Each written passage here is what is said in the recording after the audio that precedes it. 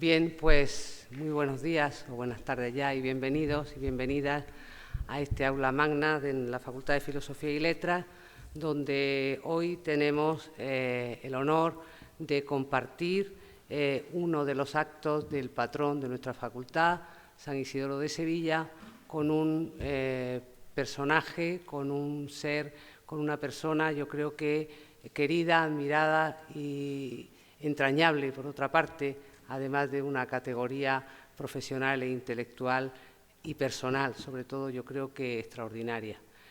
Contamos con la presencia de Luis Eduardo Aute, que nos va a acompañar para mantener una entrevista con Juan Trova y va a ser presentada por el profesor Gallego Aranda, en compañía de nuestro decano, que ha tenido la amabilidad de pedirme que les acompañase yo hoy aquí, en nuestra casa, en nuestra facultad, con lo cual para mí es una doble satisfacción y un doble honor. Yo creo que, aunque ahora le voy a dar la palabra al profesor Gallego, cuando uno dice voy a presentar o voy a saludar a Luis Eduardo Aute, ¿cómo lo presento? Y entonces uno, como siempre, pues da el dedo a Google a ver qué dice, ¿no? Y dice músico, cantautor, director de cine, actor, escultor, pintor, escritor y poeta. Ahora veremos con cuáles de estas fases se considera él más identificado y en cuál de ellas no ha destacado, porque creo que, bueno, para muchos de nosotros hemos seguido su trayectoria prácticamente vital y, por lo tanto, pues hemos compartido con él muchas de estas, de sus aficiones, de sus especialidades, de su profesionalidad. Así que, sin más, le voy a ceder la palabra al profesor Gallego para que nos haga un perfil de nuestro entrevistado hoy en este ciclo tan bonito que tenemos en nuestra facultad del intelectual y su memoria. Cuando quiera, profesor Gallego. Perdón, antes, ¿no? Bueno, es que no, la presentación viene después de que, para que empiece la entrevista, pero, por supuesto, no me voy a saltar yo a nuestro decano, que es realmente el jefe de la casa, así que, por favor, y perdona, querido decano, tiene la palabra. No, nada. Nuestra vicerrectora María Elena Martí Vivaldi, muchas gracias por presidir este acto en un día tan importante de fiesta de nuestra facultad, por acompañarnos representando al rector y a su equipo en este día tan señalado no solo por la fiesta, sino por la persona que nos acompaña en este nuevo acto del ciclo del intelectual y su memoria, Luis Eduardo Aute, y sin duda pues es un honor, una enorme satisfacción y va a ser pues un acto que recordaremos, no solo porque va a quedar grabado en el material que queda ya en los depositados en nuestra facultad, en las bibliotecas de nuestra universidad y como material disponible para todos, sino porque quedará grabado en nuestra memoria personal y casi diría colectiva como uno de esos actos importantes que han marcado la vida y los ritmos de esta facultad. Por lo tanto, en nombre de todos, el agradecimiento también, Luis Eduardo, por estar hoy aquí con nosotros. Quiero expresar también, en nombre de la facultad, el agradecimiento, bueno, pues a Salvador Gallego, nuestro compañero y amigo, y a Juan Trova, que va a llevar también adelante la entrevista que a continuación podemos disfrutar, como especialmente también a todos los que hacen posible la organización de este acto, incluida nuestro vicedecanato de actividades culturales llevado por Ana Gallego. Y bien, como ha dicho nuestra vicerrectora de Extensión Cultural, estamos ante una persona, en fin, que brilla con una luz muy propia y que se hace notar con una voz aún más propia, si cabe. Luis Eduardo Aute, y puestos a conocerlo y reconocerlo en todas las dimensiones que acabas de citar, pues si uno piensa en estos momentos, ¿quién sería en nuestro entorno cultural así próximo lo más parecido, el más parecido a un hombre, a una persona del Renacimiento? Pues casi la imaginación se va a Luis Eduardo Aute por todas esas dimensiones en su trayectoria tan rica, humana y artística. Pero luego, sin duda, en ese Renacimiento, esa característica de tocar tantos palos, de desarrollar tantas vertientes, pues este hombre del Renacimiento, con esas canciones que muchos llevamos en nuestro disco duro, como Al alba no te desnudes todavía, en fin, o una de dos, tantas y tantas, pues seguro que nos ha hecho nacer y renacer en muchas experiencias, a través de muchas vivencias, en muchas ocasiones, donde su música, su poesía y su buen hacer nos ha acompañado también a lo largo de nuestras biografías. Por lo tanto, estamos ante una persona que ocupa un lugar en nuestra memoria y por eso está hoy aquí en el intelectual y su memoria. Pues muchas gracias, Luis Eduardo.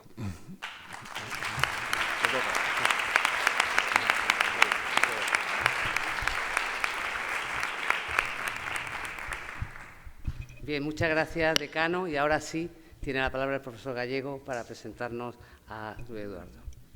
Muchas gracias. Antes de comenzar esta presentación, me gustaría agradecer al equipo de gobierno de la facultad, en la persona de su decano, el doctor Pérez Tapia, y, como no, a la vicedecana de Actividades Culturales e Investigación, doctora Gallego Cuiña, el esfuerzo realizado para poder contar hoy entre nosotros con la presencia de don Luis Eduardo Aute, y con ello a la vicerrectora de Extensión Universitaria y Deporte, doctora Martín Vivalde, que preside el acto en representación del rector y, por ende, a nuestra universidad y, como no, está en su propia casa. El mismo deseo de lograr este encuentro parte asimismo del ilustre protagonista, artista y del enorme compromiso del doctorando y cantautor Juan Trova, cuyo nombre artístico se corresponde con el de don Juan Antonio Garzón Gómez, quien, gracias a su relación de amistad con este insigne personaje, ha conseguido ponerle en este compromiso académico, compartiendo su experiencia artística de forma personal, directa, con nosotros. Hoy con ellos, entre amigos, dentro del ciclo sobre el intelectual y su memoria, aunque en esta edición podríamos ponerlo en plural, memorias, dadas las múltiples facetas artísticas de un humanista contemporáneo, en palabras de Silvio Rodríguez, y que corroboramos como es el señor Aute, si bien, y por cuestión de tiempo, nos centraremos esencialmente sobre su obra plástica y visual, aunque sus interrelaciones con las demás, como podremos comprobar, hace que en numerosas ocasiones sea muy difícil deslindarla. Es conveniente, para acercarnos a sus aportaciones, recordar su perfil biográfico por medio de unos apuntes tomados, porque así se recomienda, de su web, así como de otros estudios temáticos y biográficos, entre ellos el del periodista José María Plaza. Nace en Manila, a mediados del siglo pasado, después de la toma de la capital de las Islas Filipinas por el ejército japonés y un año y medio antes del bombardeo de la ciudad por la Fuerza Aérea Estadounidense. Llega a este mundo meses después de que se editara El Principito y el mismo año en que se pintara la alegoría de la igualdad de la raza, por Alfaro Siqueiro. Así como se estrenarán las películas Por quién doblan las campanas, Tras el sol naciente de Dimitri, El forajido, Esta tierra es mía, La sombra de una duda de Hitchcock, El diablo dijo no o La canción de Bernardet, entre otras. Su alumbramiento, por qué no decirlo, se produce 10 días antes del de Julio Iglesias y es por meses un poco mayor que Joan Manuel Serrat, John Denver y Jim Morrison. De esa anualidad son también Rafael, Jagger, Joselito, Pablo Milanés, George Harrison, El Puma, Janis Joplin, Antonio Burgos, Ben Kingsley, Robert De Niro, entre otros. El 13 de septiembre muere Francisco Vidal Barraquer, arzobispo de Tarragona. Junto a él en dicho año fallecen muchos más pintores en relación con los que nacen y son hoy reconocidos, entre ellos Luis Eduardo Aute, cuyo autégrafo, nunca mejor dicho, reza: ateo nunca, en todo caso auteo. Al desglosar de su obra cada una de sus facetas, resulta complejo no caer, dadas sus riquísimas contribuciones, en una verdadera letanía, tal como acabo de hacer ahora mismo, para enmarcar o enmascarar sin puntualizar su nacimiento. Esta nómina la iniciamos con sus obras plásticas con diferentes técnicas y distintos soportes, alcanzando de momento un total de 73 salas y centros expositivos nacionales e internacionales, con 51 muestras individuales y 22 colectivos. Recordamos su presencia en Granada en la Galería Dada en 1992. De todas ellas, la más reiterada por ser retrospectiva e itinerante es la titulada Transfiguraciones. Algunas de sus obras fueron seleccionadas para bienales como París, Sao Paulo, Arco, etc. Según su biógrafo Plaza, Aute es de vocación temprana, No nace con una guitarra bajo el brazo, pero seguramente los pinceles acompañan ya sus primeros pasos, empezando su retrato a la edad de 5 años. Educado en La Salle y amante del cine desde La Ley del Silencio, de Elia Kazan, no podrá ver el estreno en Manila de la película Al Este del Edén al tener que marcharse a España a la edad de 11 años, donde había estado años atrás quedando impresionado por el Museo del Prado. Y aunque reside unos meses en Barcelona, desde entonces su domicilio es madrileño. En la capital, el cine como lenguaje sintético de todas las demás artes y la pintura principalmente, capitaliza su atención hacia el expresionismo alemán. La primera exposición será en la Galería Halcón, en 1960. En París, 3 años más tarde, vivirá la bohemia apoyando en sus retratos y donde, junto a los preceptivos museos, completa su formación contemplando películas que no han de llegar a España de Buñuel, Bergman, Kubrick, como son Viridiana, El Silencio y Lolita. Asimismo, conoce al primer marido de Gala, el poeta surrealista Paul Éluard, y las canciones francesas de Jacques Brel y Georges Brassens. 1 año y medio de idas y venidas que lo preparan para servir a la patria de artillero. Según Plaza, las pinturas juveniles y adolescentes de Luis Eduardo Aute eran muy vivas, una explosión de color a lo Fauve, Matisse, Derain, pero entrar en la mili, gris, ocre, caqui, asesia, y desaparecer el color fue todo uno. Continuamos con sus trabajos discográficos, al ser lo más conocido de su poliédrica producción, sin contar sus labores de compositor, letra y música para otros cantantes, Maciel, Rosa León, Marisol. Desde 1966 hasta la fecha sobrepasan la treintena los títulos de los álbumes, así como más de 400 canciones compuestas. Todas sus letras, hasta 2014, se recogen en el volumen Claroscuro y otros Pentimentos. Su último trabajo es el CD con 11 canciones, El niño que miraba al mar. Centrémonos por su correspondencia plástica en hasta el momento sus 3 volúmenes dobles denominados Autorretratos, 1, 2, 3, y donde a partir de 2003 se empezaron a regrabar todas sus canciones. De ellas, por la temática, aunque pueden aparecer como personajes, ejemplo Picasso en siglo XXI o el maestro de obra en apreciación de un sindicalista, y junto a Blanco y Negro y Claroscuro de 20 canciones breves, son evidentes los títulos de La luz y la sombra con la que le hemos dado la bienvenida, Rojo sobre negro, Una ladilla, Quinta del sordo, Cera perdida, Las musas, las bellezas, Cine, Más claro, Oscuro, y Tríptico de luces y sombra, donde nos amplía la sentencia de André Malraux.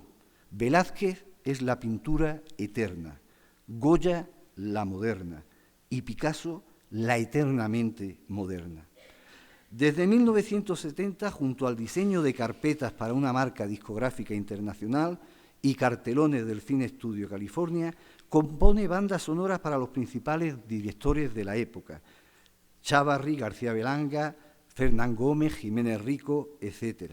Y retoma la cámara después de su experiencia de segundo ayudante de dirección en la película Cleopatra de Mankiewicz, en cortometrajes como en Chapuza 1, sobre cuadros del autor que serán portadas de los LPs Sarcófago o 24 canciones breves, primer acercamiento entre pintor y cantante e identificadas plenamente en Cuerpo a Cuerpo, corto como A flor de piel con Ana Belén y Jaime Chávarri y el episodio televisivo de la serie Delirios de amor. Es en 2001 cuando en una maravillosa odisea fusiona todas sus aptitudes y destrezas en su primer largometraje, Un perro llamado Dolor, El artista y su muletero, seleccionando por diversos festivales nacionales como nuestros Goyas e internacionales, como película de animación con cerca de 4.000 dibujos, recibiendo finalmente el premio especial de jurado de la Muestra del Mediterráneo Valencia 2002. Como manifiesta están representadas las fantasías libertinas sobre la vida y hecho de los artistas retratados. Junto a Goya, que se defiende con su paleta y pincel a modo de escudo y espada de Las brujas, Querubines Calavera de Godoy y Fernando VII, los personajes principales son Velázquez, Picasso con Marcel Duchamp, Dalí, Sorolla, Romero de Torres y Frida Kahlo. Algunas de sus ideas e idénticos personajes están 2 años antes en Metamorfosis a Mortal, con Dalirio Galácteo o Dalirio Lácteo, y que comienza con el título Magritte es la pescadilla de Darwin, asistiendo a cómo se metamorfosea la sirena clásica, la representada por el pintor surrealista belga en su obra La invención colectiva, donde permuta la combinación de ambas naturalezas. En formato de libro CD-DVD, Animalada, que reúne Animal 1, 2 y Animal 3 dimensión, y donde incluye sus poemigas, dibujos y estereografías de 3 dimensiones. En sus poemigas resalta de Dalí su vandálica vanguardia daliniana. Del malagueño nos afirma que siempre fue rehén de la paleta de Picasso, la poesía. Solo en el Guernica pudo el poema más que el pintor. Del de Fuendetodos, que Goya siempre prefirió la verdad desnuda a la verdad vestida. Miró y dijo, este es el color de mis sueños. En estas composiciones nos presenta el concepto de arte como el último baluarte. Al vanguardista le dice que de un tiempo a esta parte, de parte a parte, empieza a ser un arte aparte, definiendo en la ley de fugas que el arte es lo que escapó del cuartel. Y por último, sobre las ferias de arte, está harto del arte como estandarte. Otros aforismos para él, desaforismo, serían pintores de cortes o el panteón de pintores consagrados donde en un mausoleo al óleo los artistas consumados suelen consumirse antes. Lo mismo que cubismo no es el arte que se hace en Cuba, según algún selectivo estudiante preuniversitario, el surrealismo para él no es el realismo del sur, porque para nuestro Senecaute, de todos los ismos, es el único inmune al paso del tiempo, porque en él no existe el tiempo, sino su paso por los sueños. Igualmente tiene su espacio en las poemigas los colores, negro sobre negro, y sus técnicas y géneros pictóricos. Más que el óleo, una marina es pintura al oleaje. En sus estereografías, en 3D, encontramos un homenaje al perro calandaluz, de Buñuel y Dalí, o la naturaleza muerta que enlaza con sus iconografías, donde controla con sus manos el principio y el fin. Y vemos sus recreaciones e interpretaciones del origen del mundo materialista y realista de Courbet, y su homenaje en el Museo del Mar tras la gran inundación del año Mariano, donde en la sexposición está expuesto junto a la obra del francés un autorretrato parcial suyo observando y relatando como cronista esa fauna de náufragos. Es en esta serie donde vemos una buena muestra de su angelología o angelingua lividum, destacándose en contraposición a su encarnación anterior, sus acróbata del trapecio, o la versión del pintor sobre la Anunciación. Son los ángeles malditos miltonianos del paraíso perdido y con ellos su mitología autorretratada en sus reflexiones de Cupido. Antes de Animalada, en su aspecto literario, tenemos Volver al agua, que recoge los 3 poemarios, La matemática del espejo, La liturgia del desorden y Templo. Y posteriormente, Animalito, el cuarto de los animales, y No hay quinto animalo. Sus últimas aportaciones en estas unidades librarias indisciplinadas son el libro disco Giraluna y el libro DVD El niño y el basilisco. En este último trabajo retoma sus planteamientos de finales del 80 sobre Maltratado de ángeles y basilisco, donde son protagonistas los querubines angelicales más traviesos, junto a los aportados ahora más calavéricos, imposibles, y no muy lejos de los ángeles eróticos de exquisitas alas ya esbozados. Como sentencia Carlo Esmundo de Ori, en nuestro mundo infernal de todos los días asistimos al advenimiento de los ángeles. Concluyo diciendo que de haber sido funcionario lo hubiera sido del Ministerio del Tiempo, compartiendo el gabinete de trabajo con Velázquez, y en su directorio profesional estarían anotados el número de las puertas que le llevarían a Goya a la Ilustración imperialista, a la mujer española de Romero de Torres, a la luminosidad levantina de Sorolla, al resquebrajamiento de lo figurativo de Picasso y, con Dalí, al mundo onírico. Dejemos a continuación un mano a mano en esta ocasión a los juglares Luis Eduardo Arte y Juan Trova hablar sobre pintura. Muchas gracias, Luis Eduardo, muchas gracias a todos y a todas.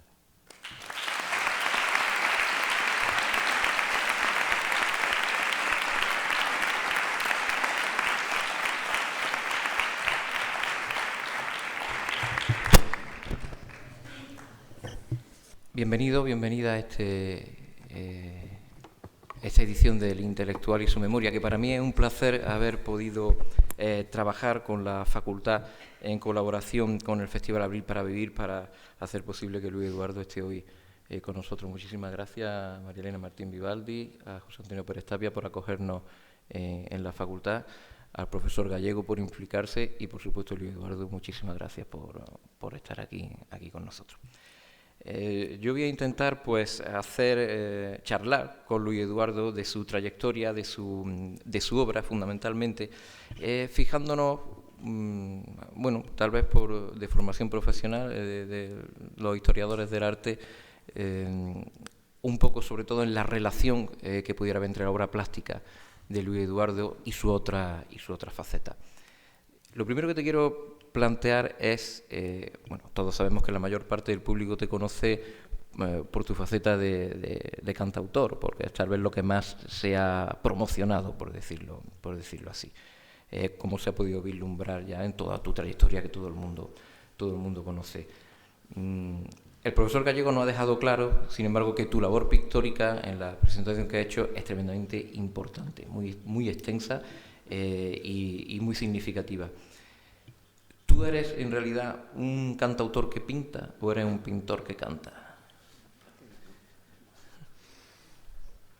Bueno, discúlpame, pero voy a saludar Claro. a estos seres humanos disculpado que han venido aquí. Muchas gracias por el esfuerzo de venir. No se me olvida la pregunta, ¿eh? No, si no, yo te la repito, no pasa nada. Es un auténtico privilegio estar en este aula magna y con estos compañeros de mesa que con amigos así para que uno enemigos, ¿no? Esto, realmente muchísimas gracias, María Elena, por esa presentación absolutamente fantástica y por ese recibimiento que haces a mi persona en la universidad y en este Abril para Vivir. Muchísimas gracias, José Antonio, también por esas palabras de introducción. Quisiera aclarar una cosa. He hecho varias cosas en mi vida, pero lo que no he hecho jamás ha sido actor, no he sido nunca actor. Eso en Wikipedia he intentado borrar esa información varias veces, pero no hay manera. Entonces, bueno, no sé quién puso ahí que yo era actor, escultor, no sé cuántas cosas más. Lo de pintar, sí, he pintado desde muy joven. Empecé a escribir poemas y canciones ya algunos años más tarde, y mis incursiones en el cine han sido muy esporádicas. En todo caso, no me considero un profesional de ninguna de esas actividades, de ninguna de esas disciplinas. Siempre digo que me considero un indisciplinado de las disciplinas, porque no entiendo la palabra disciplina en una actividad que tiene que ser todo lo contrario, ¿no? Pero, en fin, eso de actor y de escultor, he trabajado en barro, pues como cualquiera de nosotros que en algún momento con plastilinas y tal nos hemos divertido, ¿no? Pero no más allá de las plastilinas. Pero, en fin, es muy de agradecer esas palabras tan generosas que me has dedicado. Intentaré estar a la altura de las circunstancias, querido decano. Y bueno, después de esta filosófica reflexión sobre mi obra, realmente estoy muy sorprendido porque no sé de quién habla, de quién es el retratado en ese tratado, porque bueno, hay alguna cosa en donde con la que me identifico con todo lo que ha dicho, pero todo lo demás es una desbordada imaginación, la tuya, que te agradezco. Realmente, Salvador, mereces muy bien tu nombre porque eres un salvador de almas perdidas, como es la mía. De verdad, muchas gracias y un placer estar aquí con vosotros. No sé si están pasando las imágenes ahí, ¿no? Si puede que haya alguna imagen grosera ahí que sin sonido pues puede asustar un poco, pero en fin, no fue mi intención alarmaros. Y hay una alarma ahí fuera muy fuerte que cumple su función.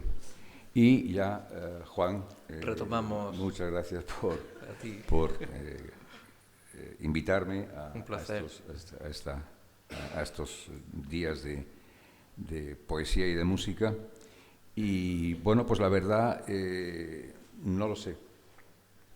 Las respuestas no lo sé. No me he planteado nunca si soy... Primero, la palabra cantautor es una palabra que detesto. Es controvertida, ¿verdad? No controvertida, no, es repugnante. Prefiero que me llamen cantamañanas.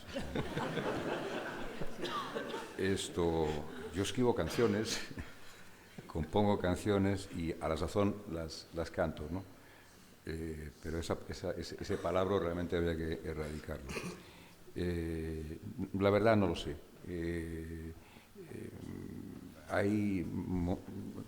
Trabajo por rachas un poco, ¿no?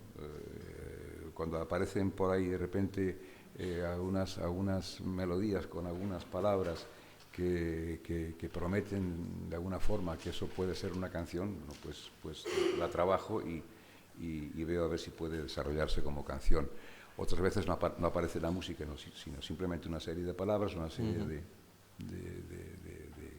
de argumentos que me invitan a desarrollar esos argumentos como relato o como poema, ¿no? Otras veces, bueno, pues aparecen imágenes. Las imágenes me aparecen más en tiempos de estados etílicos inconfesables. Ahí aparecen esas imágenes e intento traducirlas con pinturas o con cualquier tipo de elemento que pueda servir para dar forma a esas imágenes. La verdad no lo sé. En todo caso me considero un curioso de todos esos lenguajes. Lo importante no es el vehículo que se utiliza, que por supuesto que ese vehículo hay que conocerlo bien. Intento trabajar con el máximo rigor cuando estoy trabajando utilizando una herramienta expresiva. Además, según va pasando el tiempo, soy cada vez más riguroso en ese sentido, ¿no? Si me pongo a escribir un poema, intento que ese poema tenga una escritura que realmente sea rigurosa, ¿no? Y cuando trabajo con colores y con pinturas, prescindo de todo lo demás y me pongo en pintor, ¿no? No se intercruzan los lenguajes esos, ¿no? Cada vez que me obstino en expresar algo en uno de ellos, intento ir a fondo y con la máxima coherencia y el máximo rigor. Pero lo importante es, desde mi punto de vista, tener algo que expresar, algo que contar. Lo de la herramienta es lo de menos. Antes, cuando decías que no eras actor, que en cuanto a la escultura simplemente te habías dedicado a modelar con plastilina. Con barro. O con barro, sí. Yo creo que tú eres muy modesto, sinceramente. Yo he visto esculturas tuyas que son algo más. Ya quisiera yo trabajar el barro así, sinceramente, ¿no? Entonces, todas esas facetas de las que vienes hablando, en las que dices que te involucras con cada una de ellas y te centras en cada una de ellas, pero cada una de ellas te reclaman con la misma intensidad, o ese reclamo que te pueda hacer cada una de ellas por separado, en el fondo es todo uno, o cada uno en esa parcela que tú dices, en la que, como que yo he entendido como que aparta el resto cuando te dedicas a una. ¿Eso significa que hay alguna que te reclame más que otra, o no? No, la canción me reclama más tiempo en cuanto a que, bueno, pues hago conciertos, eso conlleva viajes y me roba mucho tiempo, ¿no? Pero probablemente en la actividad en la que más disfruto, en la que me siento más libre y más descorsetado es pintando. Es pintando. Ahí no hay ninguna regla que seguir, ¿no? No hay ningún canon, sino todo lo contrario, ¿no? Y además no se trabaja con palabras, sino con imágenes y con texturas y con colores, ¿no? Ahí la libertad es absoluta. Y además nadie interfiere en ese trabajo, ¿no? Y generalmente me encierro en mi estudio para pintar cuando llevo algún tiempo ahí encerebrado con canciones, ¿no? Que es para mí eso sí que es disciplina. Yo intento ser indisciplinado dentro de ese medio, pero es muy difícil. Yo creo que es muy injusto lo que históricamente, cómo se ha considerado históricamente la canción, ¿no? Las canciones, porque para los músicos un compositor de canciones es un subalterno, ¿no? Para un poeta, un escritor de letras de canciones también es un subpoeta de alguna manera, ¿no? Y creo que es un error muy grande, porque escribir una buena canción es, desde mi punto de vista, muy difícil, porque hay que contar algo en muy poco tiempo, en 3 minutos, 4 minutos, hay que contar algo utilizando un lenguaje que pueda ser, que pueda conmover, o que pueda divertir, o que pueda hacerte reflexionar, tratándolo muy bien, tratándolo con el máximo respeto, el lenguaje. Bueno, pues hay que contar algo con un cierto, obedeciendo unas ciertas reglas de juego, de planteamiento, nudo, desenlace, respetando unas métricas, unas rimas, una estructura de estrofas y estribillos, ¿no? Y todo eso en 3 o 4 minutos, contar algo que pueda hacerte reflexionar o conmoverte o simplemente desarrollar el ámbito de los sueños, ¿no? De alguna forma. Entonces, y todo eso además tiene que ir orgánicamente mezclado con una música, ¿no? O sea, el texto y la música tienen que ser una sola cosa. ¿Se me oye bien? Sí, como estoy hablando aquí al bies. Es muy complicado hacer una buena canción, ¿no? Y cuando me encierro a desarrollar esos embriones de canciones para que acaben siendo canciones, sufro mucho, me lo paso muy mal, y mi manera de descargarme de esas torturas es encerrándome en el estudio pintando. Entonces ahí ya desaforo por completo, no hay palabras, porque las palabras son bellísimas, pero son muy traidoras, ¿no? Una palabra encierra un concepto, y los conceptos son muy escurridizos, ¿no? Y muy traidores. Yo temo a la palabra, la temo muchísimo, ¿no? Y sin embargo no a la forma. La forma me produce una intensa y grande sensación de libertad, ¿no? Y últimamente, desde hace unos años para aquí, hay una actividad que me atrapa por completo y cada vez más, que son estas películas de dibujos, ¿no? Empecé por azar en el año 96 con un largometraje que se llama Un perro llamado Dolor. El cine siempre me interesó, me sigue interesando, pero nunca pensé que mi primer largometraje iba a ser una película dibujada, ¿no? Cuando me preguntan qué es la película, ¿son dibujos animados?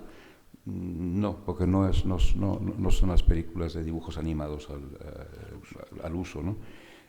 En todo caso, digo que son dibujos en animación, ¿no? Porque no utilizo la técnica de la animación, la técnica más primitiva de dibujo a dibujo, pero evidentemente no hago todos los dibujos que hay que hacer, porque si no, no tendría vida para hacerlo, ni tampoco tengo la posibilidad de contratar a 2000 chinos para que se pongan a dibujar. Pero es una actividad que cada vez me atrapa más. Acabo de terminar una que saldrá a mediados del mes que viene con un disco. Se llama Vincent y el Giraluna, y estoy ya con otro proyecto sobre las meninas. Eso va a ser un trabajo realmente muy complejo, pero apasionante, porque es apasionante ver que unos dibujos hechos a lápiz, grabados uno detrás de otro, de repente e instantáneamente casi cobran vida, porque nada le puede complacer más a un pintor que las imágenes que pinta o las imágenes que dibuja cobren vida y se muevan, ¿no? Es curioso cuando te oigo comentar que como que la pintura, tu aspecto de pintor te libera, te da libertad con respecto a la canción, que la canción, la palabra como que te oprime más y tienes mucho más respeto, digamos, de alguna forma. Al fin y al cabo son expresiones artísticas, lenguaje artístico, o el cine lenguaje artístico, que desde diferentes puntos de vista abordan pues circunstancias. Yo creo que el creador lo que aborda es las circunstancias que te rodean, lo que vives, tu contexto. Aunque tú diferencias bien esas partes, no hay nada en la génesis de tu obra que haga que exista una correspondencia entre tus distintas formas de expresión artística, no en cuanto a, no me refiero tanto en cuanto a temática, que en cuanto a temáticas, luego otra cosa que quiero abordar contigo, el ser humano está ahí siempre presente de distintos aspectos, ¿no? Pero en la génesis de tu obra no hay paralelismo, no hay correspondencia, siempre se estudia la correspondencia entre las artes. En tu caso no existe esa correspondencia entre los distintos lenguajes. Yo supongo que sí, pero no soy capaz de verla, ¿no? Estoy tal vez demasiado cerca como para tener la perspectiva de ver qué corrientes puedan discurrir y que aúnen unos lenguajes con otros, ¿no? La verdad no lo sé, los árboles no dejan ver el bosque, ¿no? Pero sí, como has dicho, sí hay una materia prima ineludible, que es esa cosa que llamamos ser humano, ¿no? Un ser humano, ¿qué es eso del ser humano? A mí lo que me empuja a reflexionar sobre las cosas de mi entorno y sobre quién es el protagonista, en mi caso, de ese entorno, es el ser humano, ¿no? ¿Qué es esto de estar aquí? ¿Por qué estoy yo aquí con este cuerpo que no he pedido? Ni tampoco he venido a estar aquí. Sin embargo, estoy como obligado a hacerme preguntas, a ver qué hay detrás de lo evidente o de lo que llamamos una convención racional o una interpretación racional de la realidad. Luego resulta que nos vamos, no cuando queremos, algunas veces es cuando queremos y otras veces es cuando no se sabe quién así lo decide. No se sabe a dónde se va después, es decir,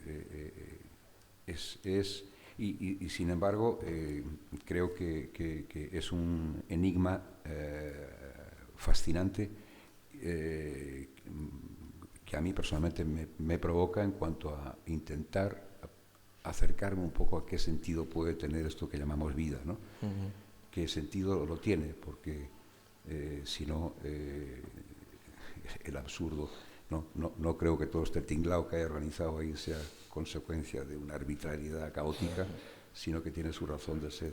Y a partir del momento que el ser humano se cuestiona una serie de cosas, ya está buscando el sentido de las cosas y ya eso de una forma lleva implícito la razón de ser, del sentido de la vida, ¿no? Estoy haciendo unas preguntas que ya me estoy complicando. ¿Te está complicando? Ahora te lo voy a complicar más todavía. esa preocupación tuya en toda tu obra por el ser humano, que yo creo que subyace en toda tu obra, en tanto la pictórica como la musical, como la poética, como la cinematográfica, yo creo que subyace en todas. Yo veo dos aspectos que aunque están ligados, creo que quedan muy bien diferenciados en tu obra. El aspecto del ser humano desde el punto de vista corporal y el aspecto del ser humano desde el punto de vista emocional. ¿Hay alguno en ti, en tu interés, que prevalezca sobre el otro o siempre van los dos de la mano, esos dos aspectos, el corporal y el emocional? Pues yo creo que son la misma cosa, ¿no? Soy incapaz de separar el alma del cuerpo. El cuerpo por el cuerpo, pues qué estupidez, ¿no? El alma por el alma también. Todo lo que es divertido es esa conjunción de cuerpo y alma, ¿no? O cuerpo y espíritu, como se le quiera llamar. Emoción y reflexión, sentimientos y esa capacidad de sentir las cosas y esa capacidad que tiene también el ser humano de reflexionar sobre las cosas, ¿no? Yo creo que son uno y lo mismo. Aquí estamos, pues, entre otras cosas, al hilo de lo que te he dicho antes, de intentar no entender nunca, pero intentar aproximarse a qué puede haber detrás de toda esta película, ¿no?, que nos han montado. Con la capacidad que tiene el ser humano de emocionarse, de sentir, de apasionarse, de enamorarse, de sufrir, de dudar, de enrabietarse, de convertirse en un asesino siendo un ángel. Es decir, todas estas contradicciones que anudan este invento extraño que es el ser humano me fascina, ¿no? Esa capacidad de ser maravillosos ángeles capaces de las heroicidades más sublimes y ser genocidas y redentos absolutamente indefendibles, ¿no? Esa dualidad del ser humano a mí me ocupa, me preocupa y me inquieta, ¿no? Y además creo que yo que he procurado estudiar tu obra, me parece muy interesante que a colación de lo que dice, de esa que no puedes ligar uno de otro, siempre trasciende. O sea, no sé si me explico. Has dicho antes, cuando pasaban imágenes, puede salir alguna imagen un poco tal, ¿no? Pero es que si se estudia aislado, pudiera parecer, ¿no? Pero siempre le da un aspecto trascendente, bajo mi punto de vista, no sé si estaré equivocado. Ese aspecto trascendente, a lo mejor hay veces que no se ve a simple vista, pero no sé, me equivoco cuando yo afirmo eso, que tú procuras siempre darle a esas imágenes, que en algunos momentos sí las aíslas pueden parecer faltas de contenido, procuras darle siempre que tenga una base trascendente y que trascienda. No sé si me explico. Sí, bueno, no es que me lo proponga, sino que forma parte del proceso reflexivo. Es decir, en cuanto hay una visión, una perspectiva, una mirada, creo que el llamado artista lo único que aporta es una mirada distinta sobre aquello que se ve, ¿no? Tiene la capacidad de ver las cosas desde otro punto de vista. Es lo que yo considero que debe ser esa cosa que se llama artista, ¿no?, que yo no sé lo que es. Y a partir de esa perspectiva distinta es imposible no contar con una necesidad de trascender lo obvio y lo evidente, ¿no? No hay mirada sin curiosidad por conocer qué es lo que está detrás del espejo, ¿no? Al otro lado del espejo. Eso ya es una búsqueda de la trascendencia, ¿no?, de una forma, ¿no? Y una forma, y esa capacidad que tiene el ser humano de reflexionar, no solamente de ser racional. Somos racionales, se supone, aunque yo creo que la mayor parte de las veces demostramos que no lo somos. Sin embargo, los animales que se supone que son irracionales, creo que son mucho más racionales, porque son coherentes, no se contradicen y obran en perfecta racionalidad con su intuición, o como se quiera llamar, ¿no? Sin embargo, el ser humano es, además de racional, reflexivo, es capaz de reflexionar, de verse a sí mismo desde fuera, de preguntarse por sí mismo, de intentar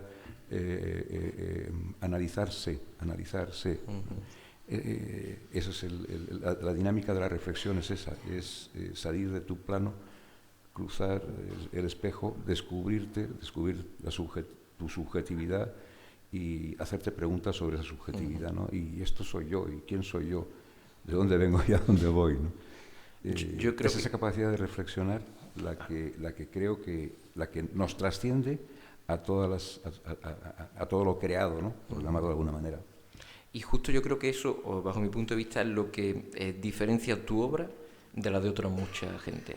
El proceso reflexivo tan importantísimo que hay detrás de cualquiera de tu obra. Y me estoy refiriendo a muchos cantautores, aunque no te guste la palabra, no sé, digamos trovadores o cantantes que hacen canciones y las cantan ellos mismos, no sé cómo llamarles, o cómo llamarnos, no lo sé. Trovadores, bien. Trovadores, está bonito. Trovadores está bonito. Hay nuestro común amigo Vicente Feliu me decía un día que cantautores son todos, pero que trovadores no. Claro. Que para ser trovador hay que dar un pasito más y que el cantautor es como otro escalafón diferente. No, era simplemente ese comentario. Yo creo que lo que define tu obra respecto y la diferencia de otros muchos es ese proceso reflexivo tan importante que hay detrás de cada pincelada o detrás de cada nota o detrás de cada frase o de cada poema. Creo que es una nota absolutamente distintiva. Yo te voy a poner en un brete. Pero muy simple. Cosa que viene a cuento de Godard, de Jean-Louis Godard, que decía que un traveling es siempre una cuestión de moral. De moral. Es decir, el punto de vista, cómo muestras ese punto de vista, detrás tiene una clave moral. Sin duda. Ya te decía, te voy a hacer como estamos intentando hacer correspondencia entre distintas formas de expresión, si yo te digo algunas palabras en cuanto a conceptos pictóricos, a ver tú qué me dices en cuanto a conceptos musical, ¿qué paralelismo podría tener? Si yo te digo color en tus canciones, ¿tú qué me dirías? ¿Te tengo que contestar con un color? No, con un color no. O sea, si me quieres contestar con un color, como tú quieras. La idea es que en pintura, cuando un pintor pone color, al hacer una canción, un autor, ¿qué está haciendo? No sé si me explico. Sí, bueno, a mí conceptualmente el color blanco es el que más me inquieta, ¿no? Porque es el no color, ¿no? Y al mismo tiempo reúne a todos los colores del arco, ¿no? Eso es magia pura, es fascinante, ¿no? Y luego que el blanco es muy provocador, un espacio en blanco y te invita a llenarlo, a taparlo y a configurar otros colores y otras formas sobre ese blanco provocador, ¿no? Pero no sé si te contesto. Bueno, sí, es una forma, porque a mí se me ocurre que cuando tú te pones a hacer una canción, el primer color que se te viene a la cabeza es el blanco. El blanco. ¿No? El blanco, sí, también por la calidez. Para mí el blanco es, de alguna forma, otra visión de la luz solar, ¿no? Que es blanca, ¿no? Y caliente. Esa calidez también me resulta muy sugerente. Y si los cuadros tienen textura o materia, las canciones, ¿qué tienen en ese paralelismo? Pues carne y alma. Carne y alma. Cuerpo y alma, sí. Carne y espíritu, como quieras llamarlo. Y si hablamos en pintura de composición, en una canción, y claro, aquí no caigamos lo fácil de decir, es una composición.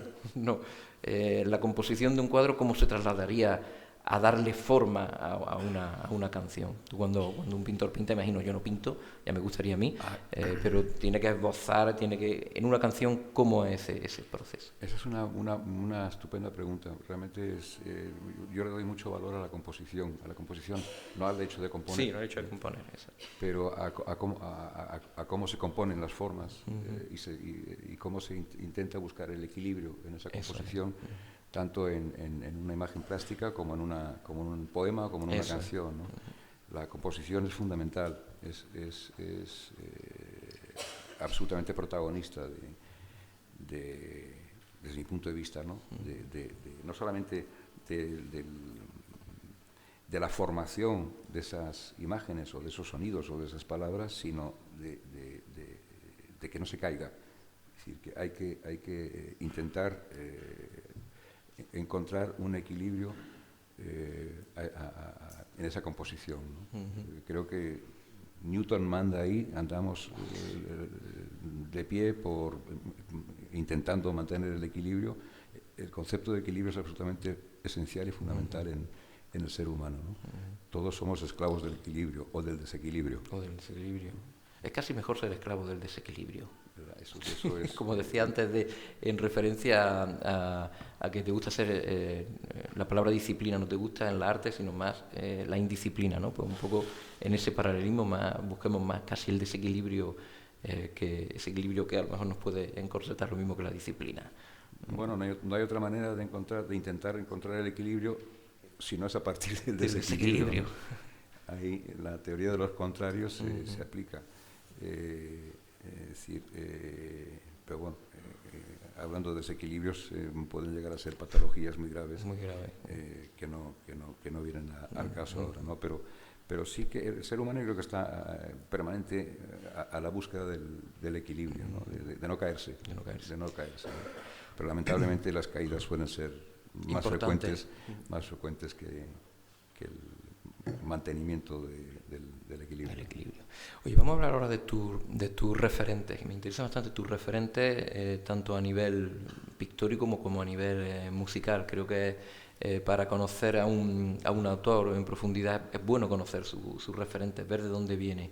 ¿De qué fuentes bebes o has bebido tú durante toda tu trayectoria? Pues del agua,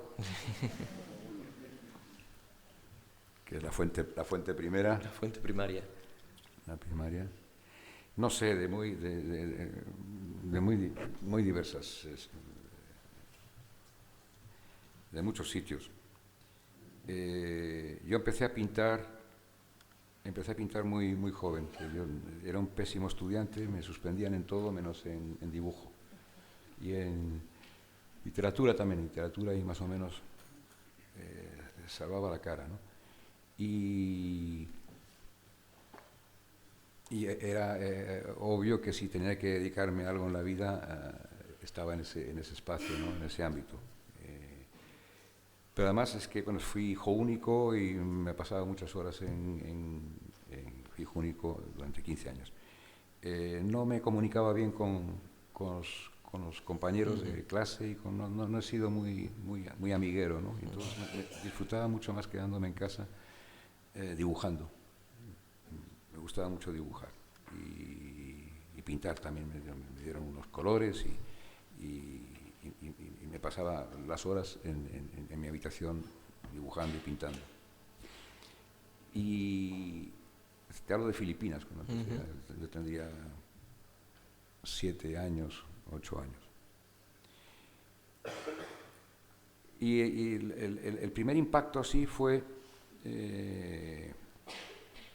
a ver cómo te lo cuento,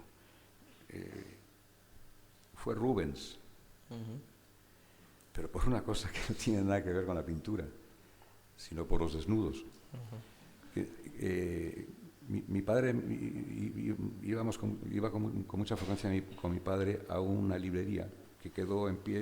Después del bombardeo de Filipinas quedaron muy pocas cosas en pie, quedó una librería ahí y íbamos con frecuencia. Y mi padre iba a buscar sus revistas, sus libros, lo que fuera, y yo me iba a una mesa donde había libros de arte. Libros de arte. Y me quedaba, claro, y ahí hay muchos desnudos.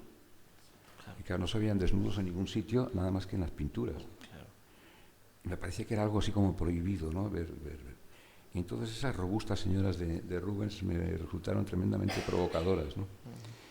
Y bueno, pues a partir de ahí, los renacentistas, Botticelli, también, más elegante y más púdico, y inmediatamente Miguel Ángel después, ¿no? Te hablo de los orígenes, ¿no? De qué imágenes fueron las que me provocaron. la necesidad o el disfrute de pintar, ¿no? Más que nada yo creo que era por ver desnudos. Y cuando me encerraba en casa pintaba muchos desnudos y me hacía las primeras masturbaciones con los propios desnudos que me hacía. Esto, y así sigue también, ¿eh? No te creas tú que esto se acaba. Hay mucho de onanismo en todo esto. Bueno, referentes en cuanto a pintura, y ya hablando en serio, Velázquez como... Velázquez no es un pintor, Velázquez sí, está por encima de todo. Velázquez inventa la pintura, inventa la fotografía, inventa el cine, inventa la narración, inventa el análisis histórico, en fin, lo inventa todo. Es decir, no hay un pintor más grande en la historia no un pintor, un artista más grande que Velázquez en la historia de la pintura, ¿no? Y otro pintor absolutamente imprescindible fue Goya.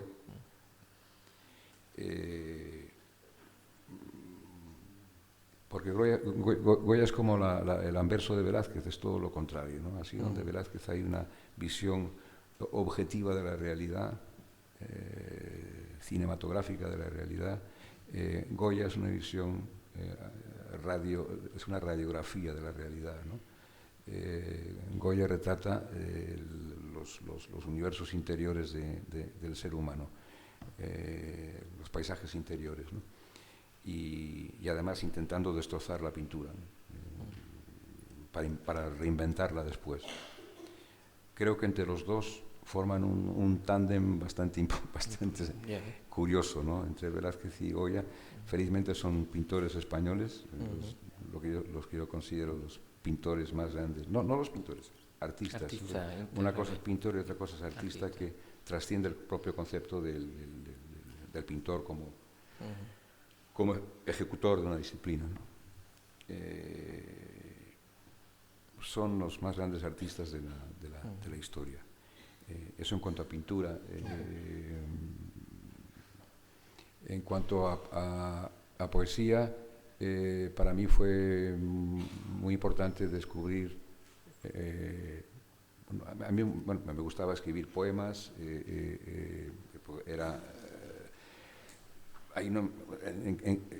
como dije antes, en clase de literatura más o menos me salvaba, y era porque escribía poemas. En inglés, además, porque estudiaba en inglés en Filipinas, toda la educación fue en inglés y mis primeros poemas eran en inglés. A la manera de Whitman, o Captain, My Captain y todas estas cosas. Pero quien me despierta a lo que yo creo que debe ser la dimensión de la poesía es Paul Éluard. Paul Éluard, con sus poemas eróticos. Volvemos otra vez al erotismo. Sin erotismo no hay nada, así que no. Y a partir de Éluard, que lo leí ya un poco más adulto, con 15 o 16 años, bueno, pues vienen otros muchos referentes, ¿no? Vicente Aleixandre, García Lorca, obviamente. García Lorca, además, según va pasando el tiempo, más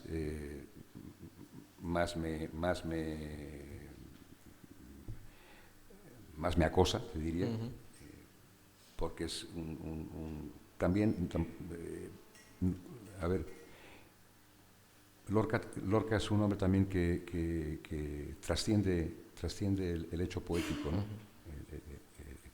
Su actividad como poeta, ¿no?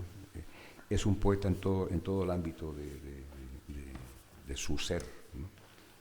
Era un excelente dibujante, y creo que se le valora muy poco a Lorca como dibujante. Creo que tiene una personalidad y una imaginación maravillosas, por lo menos que a mí me parecen maravillosas. Era músico también, componía canciones, Tocaba el piano, supongo que también cantaría. Sería maravilloso poder encontrar por ahí alguna grabación. Bueno, hay un disco que grabó en el año 31 con la Argentinita, que él tocaba el piano, que dicen que un corito que se oye por detrás es la voz de Lorca. Es la voz de Lorca. Pues, yo estoy seguro que sí que Sí, cantaría seguro, claro. que era un poco cantamañanas. Y además con un talento inconmensurable, ¿no? Muchos poetas, Whitman, Neruda, bueno, podríamos estar muchísimo tiempo. Carlos Edmundo de Ory, ya mucho más recientemente, porque tuve el privilegio de conocerle personalmente y compartir muchas buenas horas con él. Y lo descubrí vaya por los años primeros 60. Y me fascinó cuando lo leí, ¿no? Pues yo quiero escribir un poco así, ¿no? De esa manera. Y entonces, de alguna forma le plagio con los poemigas, le plagio sus aerolitos de alguna manera. Fundamental Ory, ¿no? Bueno, y muchos más. En cine, también por encima de todos los demás autores cinematográficos, Buñuel, Luis Buñuel, que también trasciende el hecho de que sea un director de cine. Buñuel también escribió poemas, no demasiado buenos, pero en fin, muy buñuelianos, ¿no? Creo que es un artista descomunal, que aporta una visión y una interpretación de la realidad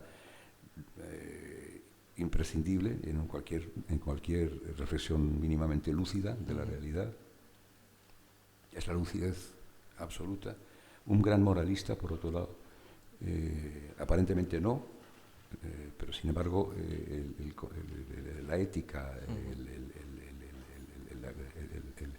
el ser humano absolutamente contradictorio, la existencia de Dios, sí o no, es decir, todo eso le preocupaba. Hay Manuel Oliveira, que hace poco que ha muerto, decía una cosa que consideraba a Buñuel un descreído como él, pero que no existiría el cine de Buñuel si no existiera la religión católica.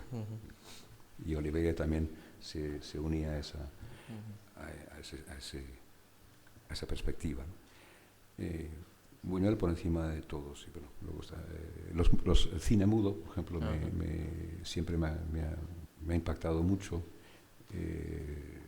Dreyer, muchísimo, Murnau, Pabst, Flaherty. El cine mudo en términos generales, porque creo que es el cine en estado puro, ¿no? Es sin sonido. Bueno, sí, había un piano tocando, sí, bueno, pero sin diálogos, explicar a través de imágenes una historia, únicamente a través de las imágenes es la esencia y el espíritu del cine. No sé, hay muchos referentes, hay muchos, sí. Creo que Salvador quería hacer algún inciso. Muy espontáneo, el mano a mano se rompe un momento porque acaba de entrar un espontáneo. Retratista poético, musical y audiovisual de lo que acontece y también de lo que le acontece. ¿Es el retrato el género pictórico que más le autocomplace? ¿Y podría describirnos brevemente las pompas y circunstancias del autorretrato? Ya. Pues realmente lo del retrato, lo de hacer un retrato a una persona, a mí yo disfruto mucho pintando retratos, sobre todo desnudos. Porque el hecho de que una cosa como es el ser humano, ¿no? Que somos, se supone que física y química, desde una óptica racionalista de lo que somos, ¿no? Que sea capaz de reproducir lo que está viendo lo que está viendo, lo que está imaginando, porque realmente no vemos en ningún sitio, no hay ninguna pantalla aquí donde veamos las imágenes. Todo lo que vemos es imaginación. Pues eso esa realidad que está imaginando, traducirla y representarla en un espacio, a mí me parece que es... yo no lo entiendo, eso cómo se hace.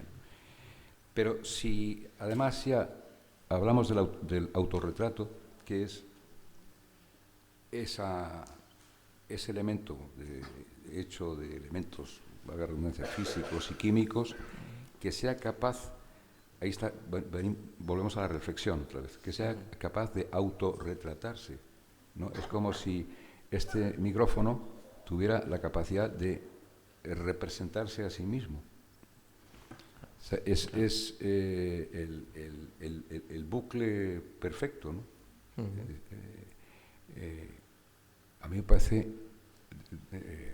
inconmensurable esa capacidad que tiene la realidad, una parte de la realidad, de no solamente de ver el entorno y analizarlo y representarlo, sino verse a sí mismo y representarse a sí mismo, ¿no? Eso cuando alguien me lo explique, pues que alguien lo entienda y que te lo explique. Me ¿no? pondré de rodillas a sus pies, pero por ahora no ha sido así.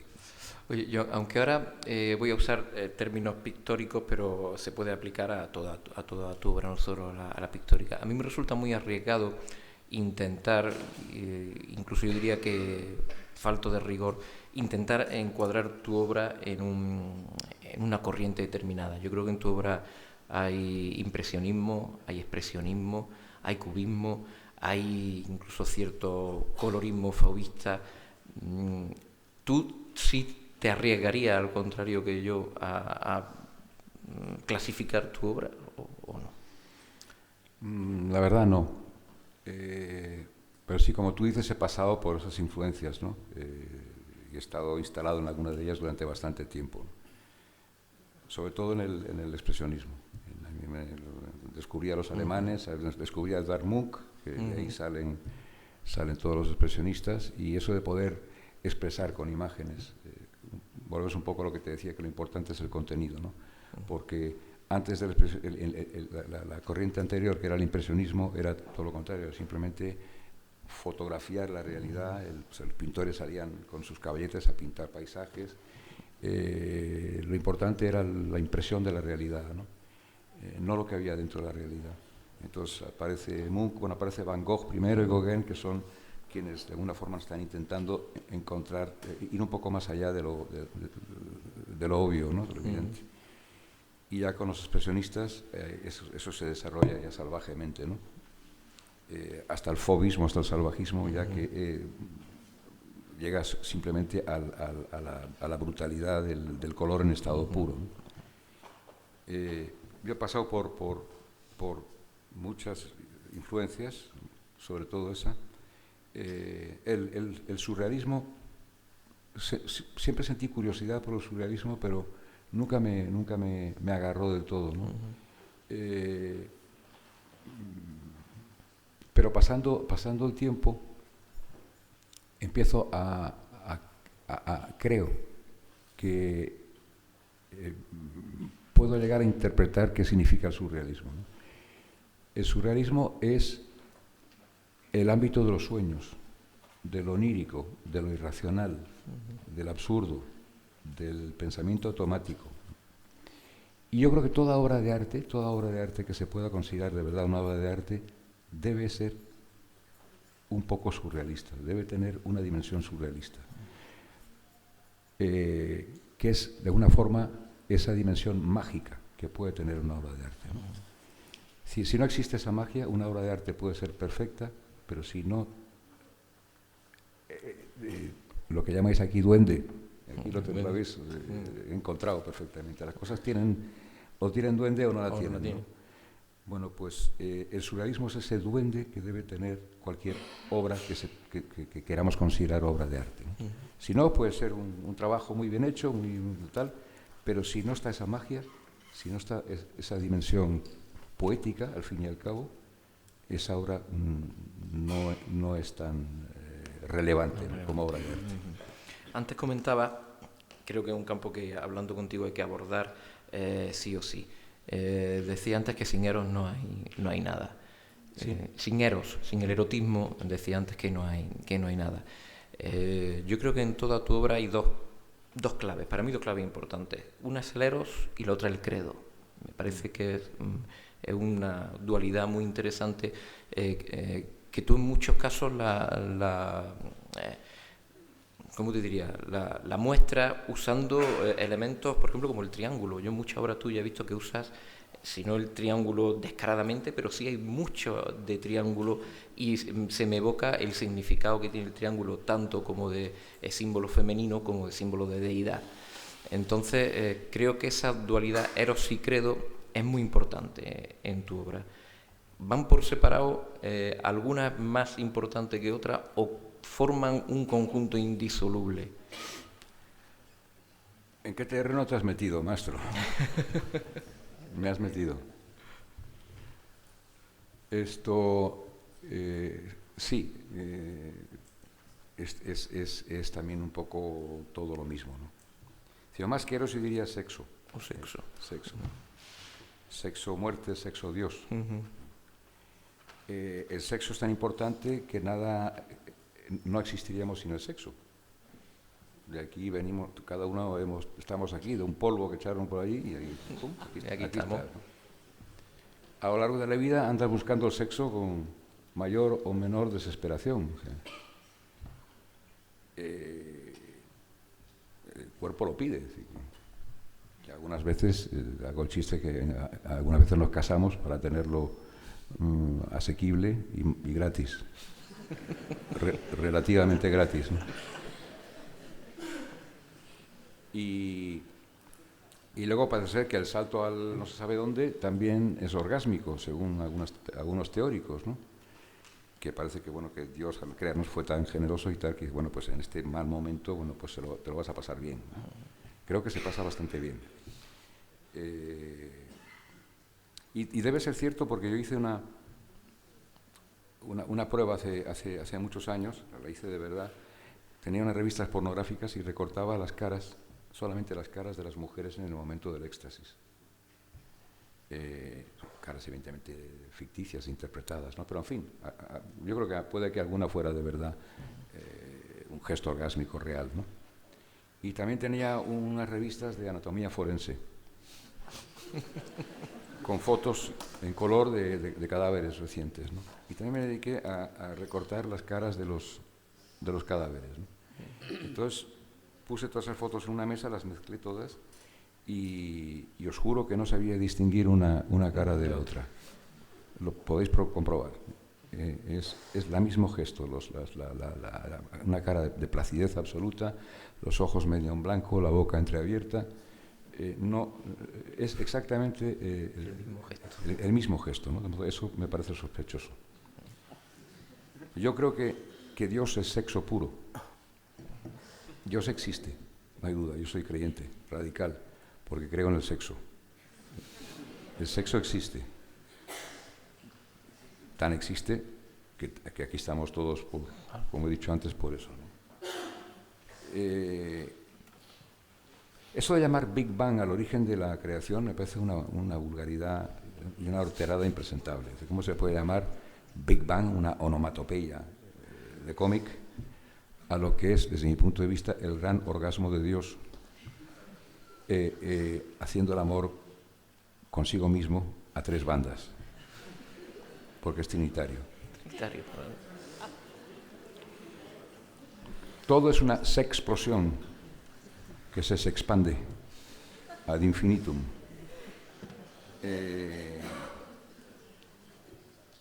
Creced y multiplicaos, dijo también, ¿no? En ese sentido, la Iglesia obra mal, van a ir todos al infierno porque no se multiplican, no crecen. Hasta el Papa nació de un polvo. No puede decir que no. Bueno, estoy haciendo un poco de broma, pero el tema es curioso y excitante, ¿no? Sí, yo creo firmemente en lo que digo.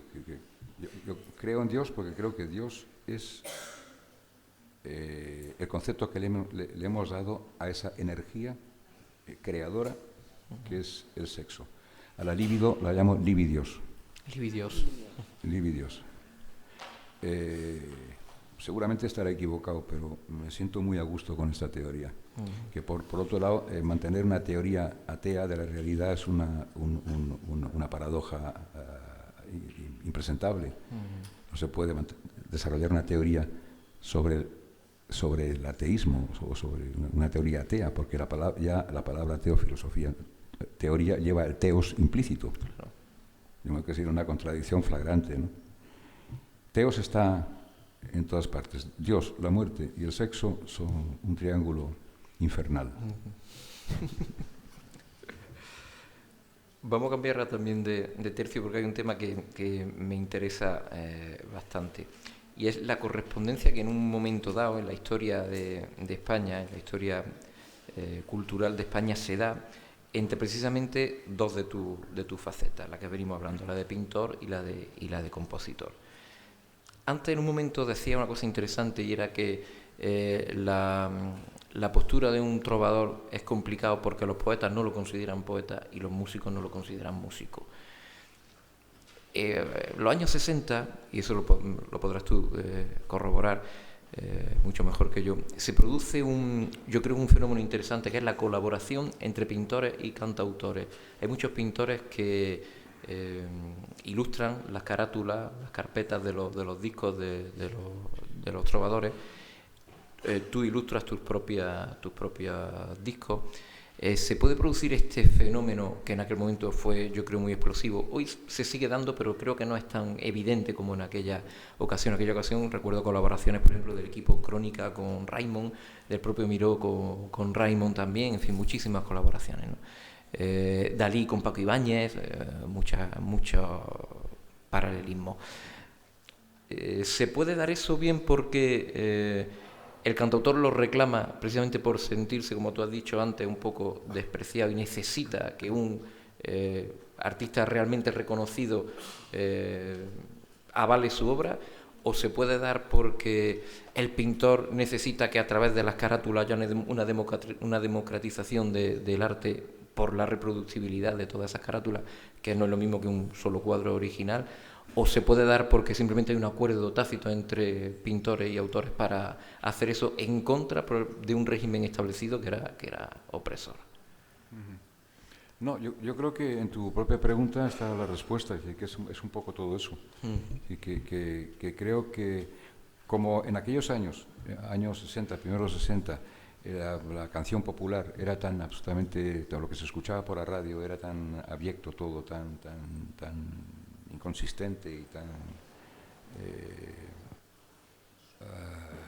poco apreciable, que cuando salieron los cantautores, que fue un fenómeno además mundial, que salieron los primeros, digamos, autores, poetas que se ponen a hacer música y a cantar, son los franceses. Los franceses. De posguerra, Brel, Brassens, Ferré, etcétera, ¿no? En América Latina también ocurrió ese fenómeno, pero fue un poco posterior. Yupanqui y otros folcloristas también, que eran autores, música, letra e intérpretes, ¿no? Y también fue un fenómeno, bueno, en Estados Unidos salieron Pete Seeger y Bob Dylan y Woody Guthrie y todos estos, que eran poetas populares que a la sazón músicos y a la sazón también intérpretes de sus poemas musicados, ¿no? Ocurre en todas partes, en Brasil también, en Cuba con la Nueva Trova, sí. En Portugal José Afonso. En Italia también, que de ahí sale la palabra cantautor, viene de Italia, sí, y cantautori, llamaban allí, siniestro. Esto fue un fenómeno que por diversos motivos en Estados Unidos era por la guerra de Vietnam, era un poco una forma de rechazar, manifestar el repudio a esa guerra, y se hacía a través de, sobre todo de la canción, ¿no? En el ámbito literario también, los poetas, ¿no? Todos los beats y toda la generación beat. Esto, en España, por la dictadura franquista, bueno, pues hay una urgente necesidad de manifestar el repudio a ese régimen, ¿no? Con grandes dificultades por la censura, claro, que estaba encima de todo, ¿no? Entonces, y también había una serie de pintores en aquel momento, el equipo Crónica, antes Genovés, Canogar, sí, que intentaban, a través de las imágenes de sus pinturas, representar situaciones de ciudadano oprimido, ¿no? Esas masas de gente corriendo, sí, de Genovés, ahí como huyendo de los desahuciados, sí. De Canogar también unos personajes ahí cara a la pared, sí, que evidentemente insinuaban un fusilamiento. ¿No? Eso por un lado. Y luego, por otro lado, los cantautores intentan recuperar a la canción de ese estado, de esa situación de subgénero, ¿no? Es decir, no, es un género un poco, como hablamos antes, sí, tan importante como las demás artes, ¿no? Como la poesía, como la música, como la pintura, como el cine, ¿no? La canción. ¿Y qué forma había de sacarla del subgénero? Pues empatarla con imágenes de pintores acreditados y respetados como creadores vanguardistas y al mismo tiempo también testimoniales de una época que les tocó vivir, ¿no? Y era una forma de darle el sitio, el espacio a la canción, el espacio que no tenía, ¿no? Eso por parte de los que escribían las canciones y las cantaban. Y por parte de los pintores también era el proceso inverso, era intentar socializar la pintura, sacar las pinturas de las galerías. Evidentemente es un público mucho más pequeño y encerrado en sí mismo, ¿no? Ahí se compensaban una intención con la otra y de esa necesidad de socializar por un lado y de recuperar crédito por otro, salen estas intentonas de mezclar pintores con músicos. Bueno, Eduardo, yo por mi parte casi voy a ir terminando, a menos que tú ya quieras aportar lo que te apetezca. Yo te haría una última pregunta. Hemos estado viendo todo el rato cómo puede coexistir la pintura con la palabra, con la música. En tu caso, la imagen y la palabra, una empieza donde termina la otra y viceversa, o no. Sí, yo creo que sí. Yo creo que donde acaba la palabra, por lo menos en mi caso, cuando la palabra no la encuentro, me voy a la imagen. Y cuando quiero ir más allá de la imagen y no tengo manera de cruzar al otro lado del espejo, pues acudo a las palabras. Yo creo que son complementarias y algunas veces contrarias. No siempre. Pues bueno, como te digo, por mi parte, a menos que tú quieras aportar lo que tú veas oportuno, yo sí quiero, antes de acabar, entregarte esta cuestión que yo tenía pendiente de entregarte sobre tu obra. Tú sabes que yo he escrito este trabajo sobre el máster que hice, pues centrado en tu obra plástica y en las correspondencias con tu obra musical y poética, y bueno, tenía pendiente dártelo y creo que era una ocasión bonita para hacerte entrega del trabajo.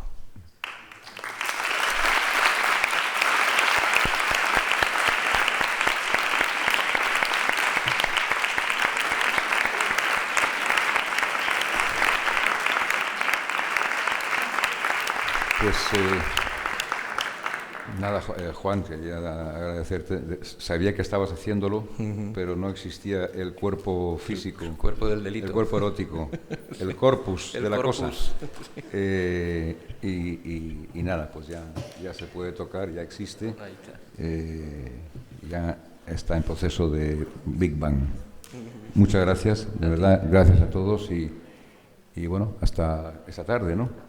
Eso es. creo. Esta tarde estaremos, para quien quiera ir, a las 8 en el Palacio de los Condes de Gavia. Luis Eduardo nos va a recitar sus poemas y vamos a ver también uno de sus cortos, El niño y el basilisco, que es una auténtica preciosidad.